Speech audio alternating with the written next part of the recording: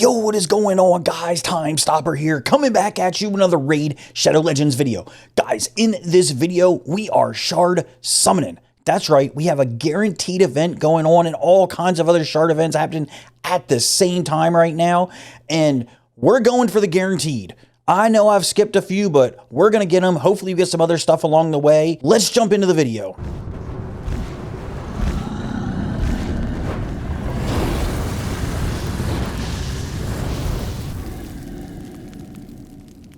Okay, guys, so unless you've been living under a rock, you know that this weekend we have a special summoning event going on. In the game, in the news, you can go over here and see that basically we're doing pairs. Now, they've done this once before and had some insane pairs, and they're doing some pretty insane pairs again. So basically, this is a 10x event. So that means that your chances of pulling a champion from a shard are just like they always are. So 6% from Sacred, 0.5% to get a legendary from an ancient, and 0.5% to get a legendary from a void shard. However, if you happen to summon a legendary, you have an increased chance of getting specific champions.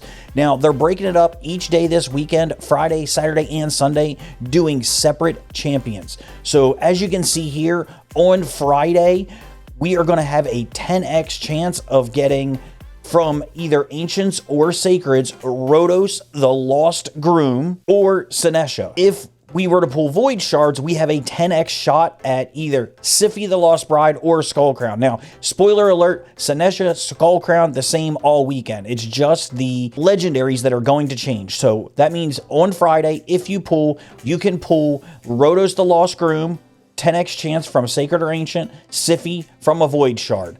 Who doesn't want a Siphi? Come on now. Now, on Saturday, second pair, it looks like we're going to have Sissia, Flame Tongue from Ancients or Sacreds, and Cardiel from Void Shards.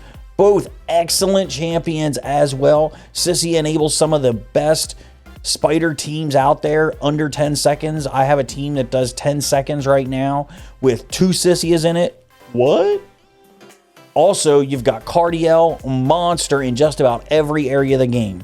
Then on Sunday, to top it all off, the last pair, we've got Karato Foxhunter and Yumiko. Now, Karato Foxhunter is arguably the weakest of the champions that you could pull from an Ancient or a Sacred this weekend, but Yumiko obviously is a fantastic champion you could be pulling from Void Shards. Now, these events are best for when you've been tracking your Mercy either by yourself or through RSL Helper, which will track it for you as well whenever you're pulling shards to let you know how close you are. That way you know, does it make sense to pull on a 10x event or not.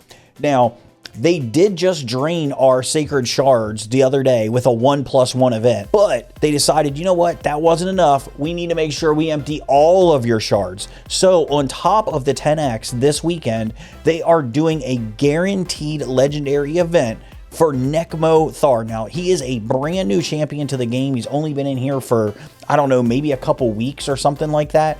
So the way this is going to work is after 15 Sacred Shards, you are guaranteed to get yourself a Nekmo Thaar. Again, no difference in the rates or anything like that. The nice thing about this is it does not reset your Mercy counter if you pull him. So for example, I went for the 1+1 and pulled about 9 shards, ended up getting 2 Legos out of that one. And then I still have some to pull him. So I'm on a fresh Mercy counter right now. If I go 15 deep and only get him, he doesn't reset my Mercy. That means next 10x, I'm set up looking really pretty. Now, obviously, we know that from the normal cycle of events, next weekend is most likely going to be a 2x Sacred. So you got to decide, does it make sense to go for this? Does it not? Let's quickly look at Nekmo's kit real quick before we get into these. He is, in the Lizardman, he is a support champion. He actually looks pretty cool if you ask me. I think he's a pretty cool looking champion. This guy is going to be awesome for newer players, mid-game players that are going for progression, and even end-game players. Now, how he's going to fit in for different levels is going to be completely different. On his A3, we've got a place 30% increased speed buff on all allies for 2 turns and fills their turn meter by 30%. Then our favorite 4 words, grants an extra turn. That's right. So this is on a 6-turn cooldown, books to 4, but as soon as he does it, it grants an extra turn. So it's basically like it's on a 3-turn cooldown. Then after that, he's going to drop into his A2, which is on a 4-turn cooldown, books to 3. But remember, there was an extra turn in there. So it's basically like a 2-turn cooldown. It's going to be an AoE attack, attacks all enemies, 75% chance, 100% when booked, of placing a 30% decreased speed debuff and a leech debuff for 2 turns. So because of that extra turn, that basically means that he's going to be able to keep this skill up at all times. So long battles and things like that, this is basically going to always be up. He does have some books here into extra damage and things like that. And then on his A1, again, another AoE hit. 40% chance of placing a 50% decrease attack debuff for 2 turns. It increases to 75% chance against targets under debuffs. Now, that means it can hit everything, basically. There's no increase or anything like that. You just got damage here. But that basically means that we have an AoE on both of his skills, essentially. Plus, his passive is kind of nutty. Basically, it's going to fill this champion's turn meter by 5% each time a debuff on an enemy is removed, transferred, or expires. Now, right now, you should have alarm bells going off in your head thinking Hydra, if I'm being quite honest here. As many times as the cleansing head comes out and strips your buffs off of there, as many times as buffs are expiring because you're putting tons of them up on each of the Hydra heads, this is going to basically mean that this guy is going to be able to go just constantly throughout the fight, because between that and everything else he has going on, it's crazy. Plus, his base stats aren't bad. He's got 104 base speed. His attack is 1233. HP is a little bit low for a support champion, but you know what? It's not the end of the world. And then he actually has a really, really good aura, 19% speed in all battles. So this guy is going to be great in so many areas. I can think this guy can be great for some of the Doom Tower bosses with decreased attack on his A1. Granted, there's other champions that can do it, but again, great for him. Great in the Hydra. Probably the only area I would show any concern for this guy would be Clan Boss, because at first it sounds good for Clan Boss, but he's going to be super hard to turn with this passive that he has going on. I just don't see that being viable. So I don't think he's going to work there, but Faction Wars, Doom Tower waves, I mean, you name it, dungeons, this guy is going to be great. And already Lizardman doesn't have a ton of things going on for Faction Wars, so he's going to be excellent for it. So we're definitely going to be pulling for this guy. Hopefully, we get ourselves another legendary along the way. We're doing this on Friday because, to be honest with you, I already have 3 Sissias, so I'm not really worried there. I do have 1 Rotos, but 2 Rotos, always better than 1 Rotos. Plus, if we look at my faction guardians right now, I am seriously lacking in undead. So a second Rotos would certainly give me a boost to get closer to where we want to be to filling up those faction guardians. Whereas on demon spawn, I mean, sure, an extra Sissia might do me some good, but not really, because I mean, it's just a waste of a champion. So we're hoping we get another Rotos along the way, maybe some other kind of legendary, who knows. What I do know is we're definitely getting Nekmo Thaar out of this, and if nothing else, we're getting 15 shards into our mercy counter. But I've drugged this out long enough. Let's hop into these. We're not going to waste a ton of time here. Let's just hop into these and see what we can pull out of these. 15 shards. Let's get after it. Hopefully we get something good. So let's go ahead and start pulling shards. Come on. First shard up. Let's see. What do we got? Okay, just an epic. Okay, Skull Crusher. Excellent counterattack champion. Only 1 of 3 in the entire game. Can't go wrong there. Masamoto from Shadowkin. We're not looking for any specific epics here. I mean, there's 4 epics that are in the entire game that I don't have yet, but that's about it. And even those aren't going to be game changers for me. Speaking of game changers, Deacon, excellent champion if you don't already have yourself a Deacon Armstrong, but of course we do already have him. That's not a problem. Okay, Infernal Baroness, not really what we're looking for. Come on. This is always rough because you don't have those increased rates or anything like that. You're just pulling and hoping for something.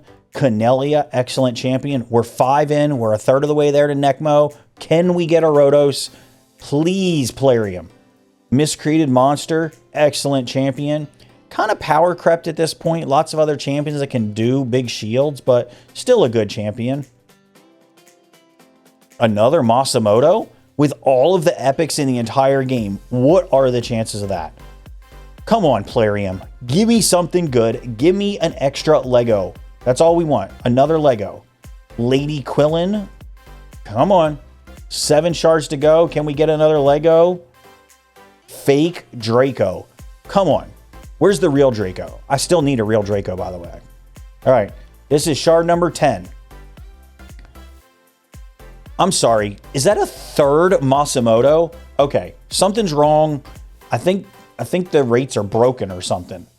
Maybe my shards are broken. Maybe I got some bad shards. You know, maybe we need to recall these or something like that. I don't know. All right, 5 more to go. Come on, let's go. Can we get a legendary out of these 15? Duck the Pierced. Excellent defense down champion. Come on. Oh, this is so painful. We're going deep. Thenasil. Not the champion we want. Okay, Lego. Okay, Ghostborn is an excellent champion. Make no mistake about it. But you only need one Ghostborn, and empowering him doesn't really do much. However, I will say that my Dark Elves are pitiful. Just absolutely deplorable when it comes to Faction Guardians. If we go out here real quick and look at these, you can see that, I mean, I'm talking deplorable, guys. Look, we got 2 Foleys. Little extra 10% attack for Foley, though. Foley's my favorite attacker, if you guys don't already know. So, you know what? He's a good Faction Guardian. Did reset our Mercy counter, so not the end of the world there. We got 2 more for Nekmo. So 15 shards for 2 Legos. Can't complain on that, right? Visionary. Her vision is scary. And last one up. Oh my God, we got a legendary. Just kidding. It's Nekmo Thaar the man. Check him out in all his glory. Look at him. He's a dope looking champion. Guys, that's about it.